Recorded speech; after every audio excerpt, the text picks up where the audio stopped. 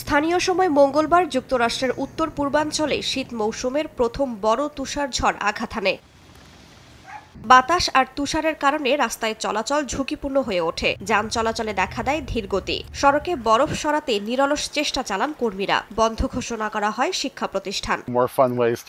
আজ ভোরেই আমি তুষারপাতের খবর পাই। আমি একজন হাই স্কুলের ইংরেজি শিক্ষক। ব্যাপারটা বেশ রোমাঞ্চকর। যতই বয়স হোক, যত বছরই পড়াই না কেন, তুষারপাতের খবর পেলে এখনো একইভাবে ভালো লাগা কাজ করে।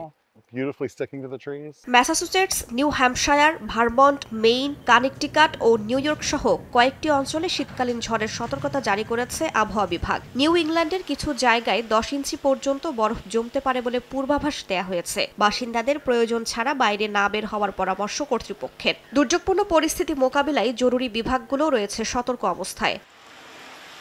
এদিকে জাপানেও ব্যাপক তুষারপাত দেখা দিয়েছে। বরফে ঢাকা সবকিছু। সড়ক, রেল ও আকাশপথে যান চলাচল ব্যাহত হয়। 13 সেন্টিমিটার পর্যন্ত তুষার জমায় বন্ধ ট্রেন চলাচল। দৃষ্টিসীমা কমে আসায় বৃহস্পতিবার কয়েকটি এলাকায় গাড়ি দুর্ঘটনার ঘটনা ঘটে। বাতিল করা হয়েছে আওমোরি হিয়োগো রুটের ফ্লাইট। বাসিন্দাদের ভ্রমণের সতর্ক থাকার আহ্বান জানিয়েছে আবহাওয়া দফতর।